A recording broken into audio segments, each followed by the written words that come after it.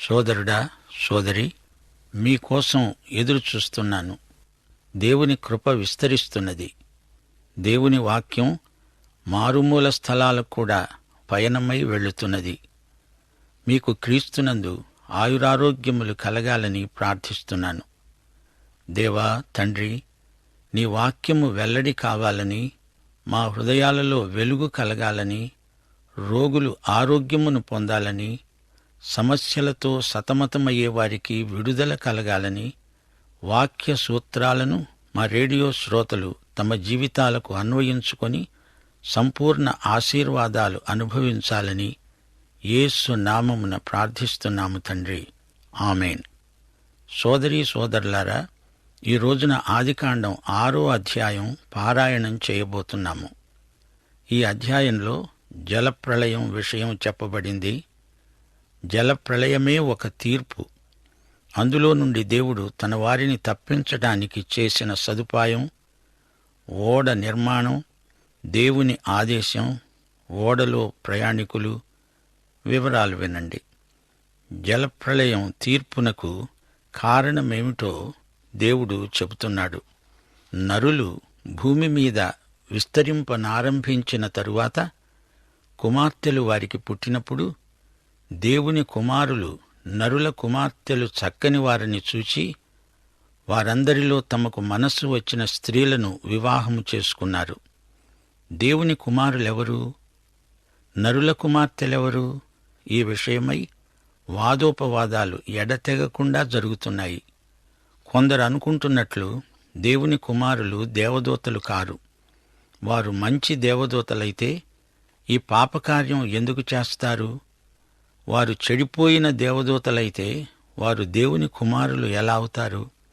నరస్త్రీలను వారు మోహించి పెళ్లాడి కన్న సంతానం మనుషులే, దయ్యాలు కారు, రాక్షసులు కారు. అప్పుడు యెహోవా అన్నాడు, నా ఆత్మ నరులతో ఎల్లప్పుడూ వాదించదు. వారు తమ అక్రమం విషయంలో నరమాత్రులే. అయినా వారి ఆయుష్ 120 ఏండ్లు. నోవహు 120 సంవత్సరాలు బోధించాడని మనం నమ్ముతాము. ఆ రోజుల్లో దేవుని ఆత్మ మనుషులతో వాదిస్తున్నాడు, చర్చిస్తున్నాడు. వారిని దేవుని దగ్గరికి తేవటానికి దేవుని ఆత్మ వారితో సంప్రదిస్తున్నాడని భక్త పేతురు చెప్పాడు. అయినా వారు దేవుని వైపునకు తిరగటం లేదు. 1 పేతురు 3వ అధ్యాయం 18-19 వచనాలు. మనలను దేవుని యొద్దకు తేవటానికి అవినీతిపరులైన మన కోసం నీతిమంతుడైన క్రీస్తు శరీర విషయంలో చంపబడి కూడా ఆత్మ విషయంలో బతికించబడి పాపముల విషయంలో ఒక్కసారే శ్రమపడ్డాడు. చెరలో ఉన్న ఆత్మల వద్దకు ఆయన ఆత్మరూపిగానే వెళ్లి వారికి ప్రకటించాడు. పేతురు ఈ మాటలు రాసినప్పుడు ఈ ఆత్మలు బంధకాలలో ఉన్నారు. నోవహు కాలంలో వారికి సువార్త ప్రకటించబడింది. దేవుని దీర్ఘశాంతం ఇంకా కనిపెడుతున్నప్పుడు పూర్వము నోవహు దినాలలో ఓడ సిద్ధపరచబడుతూ ఉండగా ఆ ఓడలో కొందరు అనగా 8 మంది నీటి ద్వారా రక్షణ పొందారు. అవిధేయులా? 120 సంవత్సరాలు దేవుడు దీర్ఘశాంతంతో కనిపెట్టినా వారు అవిధేయులయ్యారు. 4వ వచనం, ఆ రోజుల్లో నెఫీలులు అనేవారు భూమి మీద ఉన్నారు, తరువాత కూడా ఉన్నారు. దేవుని కుమారులు నరుల కుమార్తెలతో పోయినప్పుడు వారికి పిల్లలను కన్నారు. పూర్వకాలమందు పేరు పొందిన శూరులు వీరే. ఆ రోజుల్లో శూరులు ఉన్నారు. వీరు బలాత్కారులు, దౌర్జన్యపరులు, నెఫీలులు. వారు అప్పుడు ఉన్నారు, ఆ తరువాత ఉన్నారు. వీరు రాక్షసులు కారు, వీరు మనుషులే. ఇదంతా జరుగకముందే నెఫీలులు ఉన్నారు. దేవుని కుమారులకు నరుల కుమార్తెలకు పుట్టిన పిల్లలు కూడా శూరులయ్యారు. మానవతలో నిక్షిప్తమైన శక్తులున్నాయి. మానవుని నిర్మాణమే అత్యాశ్చర్యకరమైనది. మానవుడు మానవుడే. జంతువులలో నుండి, వృక్షములో నుండి పరిణతి చెందినవాడు కాడు. మానవుడు పతనం చెంది మానవుడయ్యాడు. భయంకరమైన పాటు మానవుని పతనం. ఆదికాండం వంశవృక్షాల గ్రంథం, వంశావళుల పుస్తకం. దేవుని కుమారులు అంటే ఆదాము నుండి షేతు నుండి వచ్చిన వంశాలు. నరుల కుమార్తెలు అంటే కయీను వంశీకులు. ఈ ఇరు వంశాల వారు పరస్పరం వియ్యమందారు. అందుచేత ఈ కలగాపులగం వల్ల అందరూ భ్రష్టుపట్టిపోయారు. అందరూ అంటే కొందరు సాక్ష్యార్థమై నిలిచి ఉన్నారు అనుకోండి. సరే, జలప్రళయానికి ముందు స్థితిగతులు ఎలా ఉన్నాయి? ఎందుకు జలప్రళయం రూపంలో దేవుడు తీర్పు రప్పించాడు? 5వ వచనం, నరుల చెడుతనం భూమి మీద గొప్పదని, వారి హృదయము యొక్క తలంపులలోని ఊహ అంతా ఎల్లప్పుడూ చెడ్డది అయినట్లు దేవుడు చూచాడు. నరుల చెడుతనం భూమి మీద గొప్పది. నరుల హృదయము యొక్క తలంపులలోని ఊహ కేవలము చెడ్డది. కేవలం, పూర్తిగా, ఎడతెగక అది చెడిపోయింది అని అర్థం. తాను భూమి మీద నరులను చేసినందుకు యెహోవా సంతాపము నొంది తన హృదయములో నొచ్చుకున్నాడు. నరుల చెడుతనానికి దేవుడు ఎంతో సంతాపం చెందాడు.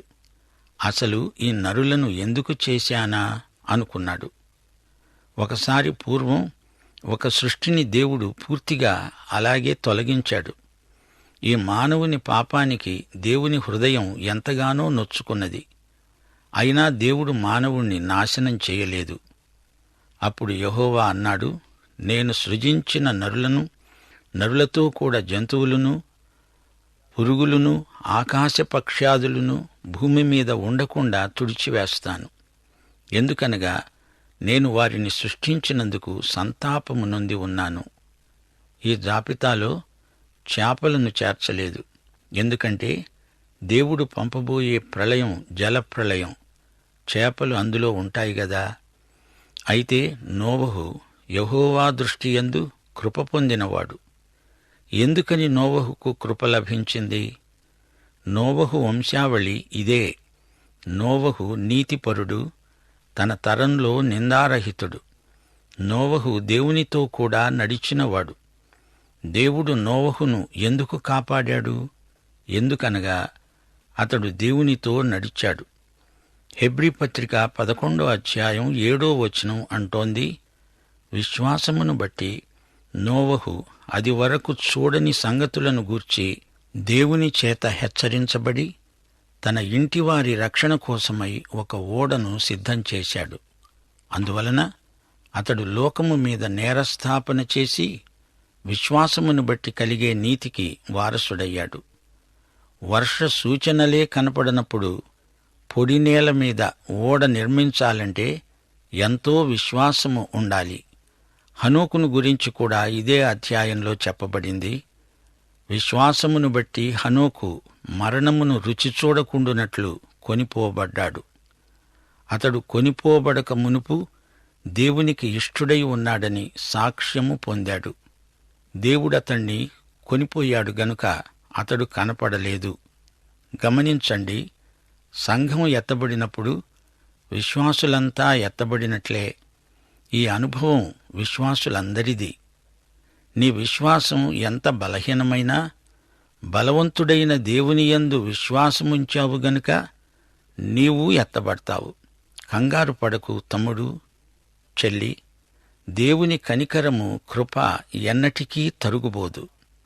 దేవుని కృపాబాహుళ్యము ఆ రోజు బహిరంగంగా అందరూ చూడగలరు. నా మాట నమ్మండి, ఇది నిజం. అది సరే, అసలెందుకు ఈ జలప్రళయం? ఎందుకీ శిక్ష? ఎందుకీ పరీక్ష, తీర్పు? 6వ అధ్యాయం 11, 12 వచనాలు. భూలోకము దేవుని సన్నిధిలో చెడిపోయి ఉంది. భూలోకము బలాత్కారంతో నిండి ఉంది. దేవుడు భూలోకాన్ని చూచినప్పుడు అది చెడిపోయి ఉంది. భూమి మీద సమస్త శరీరులు తమ మార్గమును చెరిపివేసుకున్నారు. దేవుని పవిత్ర మార్గాన్ని మనుషులు పాడు చేశారు. మనిషి తన దారిని తాను పోతున్నాడు. తనకిష్టమొచ్చినట్లు బతుకుతున్నాడు. దేవుడు అసలు తననెందుకు సృష్టించాడో అది మరిచిపోయాడు. సరైన దారి నుండి వైదొలగాడు. దేవుడు నోవహుతో అన్నాడు, సమస్త శరీరుల మూలంగా భూమి బలాత్కారంతో నిండి ఉన్నది గనుక నా సన్నిధిలో వారి అంతము వచ్చి ఉన్నది. ఇదిగో, వారిని భూమిపై ఉండకుండా నాశనం చేస్తాను. దేవుడు జలప్రళయం పంపబోతున్నాడు. ఎందుకో కొన్ని కారణాలు మీకు చూపగోరుతాను. దేవుడు ఒక విమోచకుణ్ణి వాగ్దానం చేశాడు. రక్షకుడు రాబోతున్నాడని మానవులకు ప్రవచనం పలకబడింది కూడా. వాగ్దానము చేయబడిన ఆ రక్షకుని కోసం మనిషి కనిపెట్టుకొని ఉండాల్సింది పోయి బొత్తిగా దూరమైపోయాడు. ఆదాము హవ్వలకు ఒక బలియాగమును దేవుడు వాగ్దానం చేశాడు. కయీను హెబెలు విషయంలో దేవుడు ఒక శాశ్వత సూత్రాన్ని, నియమాన్ని ప్రవేశపెట్టాడు. కయీను, హేబెలు ఈ ఇద్దరూ రెండు విభిన్న విధానాలకు ప్రతినిధులు. వీరిద్దరూ రెండు మానవతా విభాగాలకు ప్రాతినిధ్యం వహిస్తున్నారు. కయీను నశించిన మానవులకు, హెబెలు రక్షిత ప్రజానీకానికి ప్రతినిధులు. కయీను స్వనీతి పరులకు, హెబెలు విరిగి నలిగిన హృదయాలకు ప్రతినిధులు. కయీను మత సంబంధి, హేబెలు ఆత్మ సంబంధి. ఈ రోజున కూడా ఈ రెండు శాఖలు ఉన్నాయి. రైలు పట్టాల వలె రెండూ ప్రక్కప్రక్కనే ఉన్నా అవి కలుసుకోవు. సృష్టి నుండి జలప్రళయం వరకు ఆదాము, మెతుషెల ఈ ఎడమును నింపేశారు. తరువాత గోత్రకర్తలు రంగప్రవేశం చేయబోతున్నారు. వీరిద్దరి ద్వారా మానవతకు గొప్ప ప్రత్యక్షం అనుగ్రహించబడింది. యూదాపత్రిక 14-15 వచనాలలో చెప్పబడినట్లు ఆదాము మొదలుకొని 7వ వాడైన హనోకు కూడా ప్రవచిస్తూ అన్నాడు, ఇదిగో, అందరికీ తీర్పు తీర్చటానికి వారిలో భక్తిహీనులందరూ భక్తిహీనముగా చేసిన వారి భక్తిహీన క్రియలన్నిటిని గురించి, భక్తిహీనులైన పాపులు తనకు విరోధముగా చెప్పిన కఠినమైన మాటలన్నిటిని గూర్చి వారిని ఒప్పించటానికి ప్రభు వేల కొలది పరివారాలతో వచ్చాడు. నోవహు కూడా తాను ఒక చెంప ఓడ నిర్మిస్తూ మరో చెంప బోధిస్తూనే ఉన్నాడు. హనోకు మాయమైపోగానే ప్రజలందరూ ఇది దేవుడు చేసిందే అని, మానవ వ్యవహారంలో దేవుడు జోక్యం కలిగించుకుంటాడని గ్రహించారు. మెతుషెలాను గురించి, అతని పేరుకు ఉన్న అర్థాన్ని గురించి అందరూ తలపోసి ఉంటారు. మెతుషెల చనిపోగానే జలప్రళయం రాబోతుందని ప్రజలకు తెలిసిపోయింది. అంతేకాదు, ఇందులో పరిశుద్ధాత్మ పరిచర్య కూడా ఉంది. దేవుడే అన్నాడు, నా ఆత్మ ఇక మీదట మానవునితో వాదించటం జరగదు. మానవుడు దేవుణ్ణి పూర్తిగా విసర్జించినప్పుడు భూమిపైకి పంపిన తీర్పే జలప్రళయం. మానవత యావత్తూ దేవునికి దూరమైపోయింది.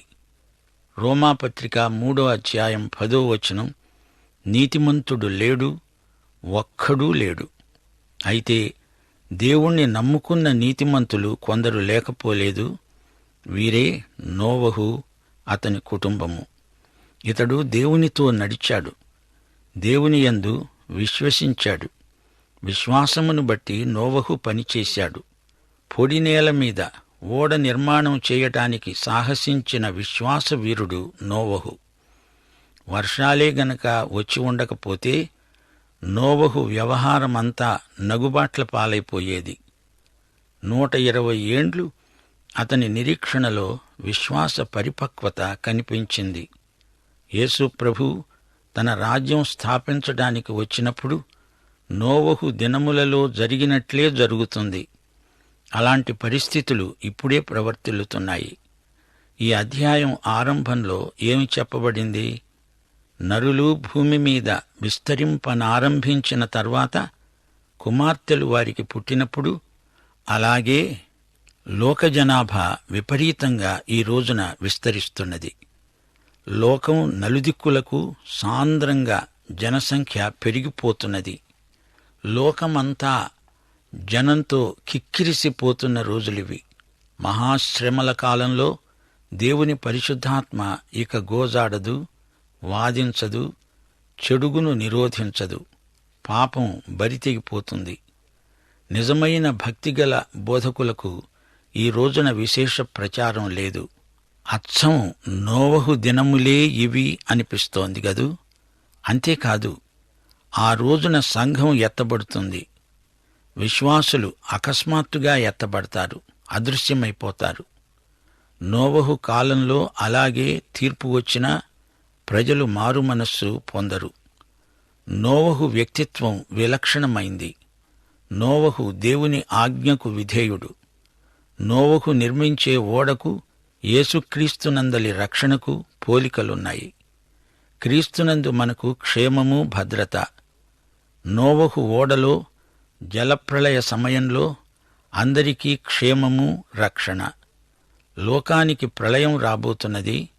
అందులో నోవహుకు, అతని కుటుంబానికి మాత్రమే క్షేమం. 120 సంవత్సరాలు దేవుడు ప్రజలకు వ్యవధి ఇచ్చాడు. నోవహు విశ్వాసము, విధేయత అతణ్ణి రక్షించాయి అని చెప్పవచ్చు. యేసు శిలువ తప్ప పాప పరిహారానికి మరో మార్గం లేదనే వస్తుపాఠం నోవహు ఓడ. నోవహు దేవుని నుండి ఆజ్ఞ పొందినవాడై ఓడ నిర్మాణానికి పూనుకున్నాడు.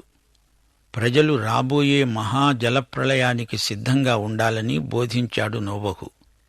చితిసారకము మ్రానుతో నీకోసం ఓడను చేసుకో, అరలు పెట్టి ఆ ఓడను తయారు చేసి లోపటా వెలుపట దానికి కీలు పుయ్యాలి అన్నాడు దేవుడు. చితిసారకపు మాను చాలా గట్టిది. ఇప్పటి టేకు కర్ర కంటే నాణ్యత గల కట్టే. బహుకాలం మన్నుతుంది. ఆ ఓడకు అరలు పెట్టాలి, గూళ్ళు ఉండేటట్లు తయారు చేయాలి. పెద్ద పెద్ద వాటికి పెద్ద అరలు, చిన్నవాటికి చిన్న చిన్న గూళ్ళు, గదులు. కీలుతో దాన్ని పుయ్యాలి. నీరు లోపలికి రాకుండా కీలు జిగట దానికి బాగా పొలమాలి. 15వ వచనం, నీవు దానిని చేయవలసిన విధమేదనగా ఆ ఓడ 300 మూరల పొడుగు, 50 మూరల వెడల్పు, 30 మూరల ఎత్తు దానికి ఉండాలి. అది చాలా పెద్ద ఓడ. దాని పరిమాణం ఎంతో పెద్దది. అప్పటి మనుషులు గుహానివాసులు కారు, నాగరికులే. నోవహు గొప్ప మేధావి. గమనించాలి, ఈ ఓడ సముద్ర ప్రయాణానికి ఉద్దేశించింది కాదు. జలప్రళయం నుండి కాపుదల కోసం ఈ ఓడ నిర్మాణం జరుగుతోంది. ఈ ఓడ 450 అడుగుల పొడవు. ఈ రోజున ఓడ నిర్మాణంలో శాస్త్రజ్ఞులు చూపుతున్న కౌశలానికి ఏమీ తీసిపోదు నోవహు ఓడ. 16వ వచనం, ఆ ఓడకు కిటికీ చేసి పైనుండి మూరెడు కిందికి దానిని ముగించాలి. ఓడ తలుపు దాని ప్రక్కనే ఉంచాలి. కింది అంతస్తు, 2వ అంతస్తు, 3వ అంతస్తు గలదిగా దానిని చెయ్యాలి. లోపల వాసన కొట్టకుండా గాలి, సూర్యరశ్మి రావటానికి చక్కని కిటికీలు అమర్చబడినాయి. ఈ ఓడకు ఒకే తలుపు. ఇది యేసుక్రీస్తుకు సంకేతం. నేనే ద్వారమును అన్నాడు యేసు ప్రభువు. 3 అరలు ఒకదానిపై ఒకటి. ఎంత గొప్ప కౌశలం, సామర్థ్యం! ఈ నిర్మాణంలో నోవహు ఎంతో శ్రేష్టమైన నేర్పు కనపరుస్తున్నాడు. దీని నిర్మాత దేవుడే. నోవహు దేవుని ఆజ్ఞ ప్రకారం ఇదంతా తయారు చేస్తున్నాడు. ఇదిగో, జీవవాయువు గల సమస్త శరీరులను ఆకాశము కింద ఉండకుండా నాశనము చేయటానికి భూమి మీదికి జలప్రళయాన్ని రప్పిస్తున్నాను. లోకమందున్న సమస్తము చనిపోతుంది అన్నాడు దేవుడు. భూమి మీదికి తీర్పు రాబోతోంది. జంతువులకు, పశుపక్ష్యాదులకు కూడా తీర్పు, సమస్త మానవులకు తీర్పు. 6వ అధ్యాయం 18 నుండి 20వ వచనం వరకు దేవుడన్నాడు, నీతో నా నిబంధన స్థిరపరుస్తాను. నీవు, నీతో కూడా నీ కుమారులు, నీ భార్య, నీ కోడండ్రు, ఆ ఓడలో ప్రవేశించాలి. నీతో కూడా వారిని బతికించి ఉంచుకోవడానికి సమస్త జీవులలో అనగా సమస్త శరీరుల యొక్క ప్రతి జాతిలోనివి 2 చొప్పున నీవు ఓడలోనికి తేవాలి. వాటిలో మగది ఆడది ఉండాలి. నీవు వాటిని బతికించి ఉంచుకోవడానికి వాటి జాతుల ప్రకారం పక్షులలో, వాటి జాతుల ప్రకారం జంతువులలో, వాటి జాతుల ప్రకారం నేలను పాకే వాటన్నిటిలో ప్రతి జాతిలో 2 చొప్పున నీ వద్దకు అవి వస్తాయి. గమనించాలి, ప్రతి జాతిలో 2. నోవహు ఈ జంతువులను వేటాడి పట్టుకోవచ్చాడా? అవే వచ్చాయి. జంతువులు అపాయాన్ని పసికట్టి పరిగెత్తుకుంటూ క్షేమకరమైన చోటికి వస్తాయి. జలప్రళయం వస్తుందని ఈ జంతువులకు తెలిసిపోయింది. అందుకే అవి ఆదరాబాదరాగా వచ్చేశాయి. నోవహుకు అది సమస్య కానే కాదు. వాటంతట అవే వచ్చాయి. 21, 22 వచనాలు. తినటానికి నానా విధాలైన ఆహార పదార్థాలను సమకూర్చుకొని నీ దగ్గర ఉంచుకో. అవే నీకు వాటికి ఆహారం. దేవుడు తనకు ఆజ్ఞాపించిన ప్రకారం నోవహు అలాగే చేశాడు. నోవహు చేస్తున్న పని ప్రయోగాత్మకమైనది, ప్రయోజనాత్మకమైనది. నోవహు ఓడలోని జంతువులన్నీ ఆ రోజు వరకు శాకాహారులే. అందులో ఏదీ మాంసం తినదు, ఒకదాన్ని ఒకటి చంపదు. యెషయా 11 6, 7 వచనాల్లో తిరిగి జంతువులు కూడా ప్రథమ స్థితికి వచ్చే కాలం 1000 ఏండ్ల పరిపాలన అని చెప్పబడింది. తోడేలు, గొర్రెపిల్ల కలిసి వాసం చేస్తాయి. చిరుతపులి మేకపిల్ల వద్ద పరుంటుంది. దూడ, కొదమసింహము, పెంచబడిన కోడె కూడుకొనగా బాలుడు వాటిని తోలుతాడు. ఆవులు, ఎలుగుబంట్లు కలిసి మేస్తాయి. వాటి పిల్లలు ఒక్కచోటే పరుంటాయి.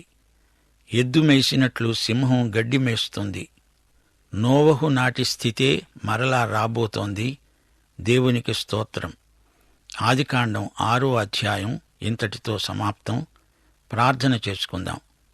దేవా తండ్రి, నీ వాక్య దర్శనం మా ఆత్మలను, జీవములను, శరీరములను స్వస్థపరిచి మమ్ములను మహోజ్వలమైన నిత్య భవిష్యత్తుకు సిద్ధం చేయాలని ప్రార్థిస్తున్నాము తండ్రి.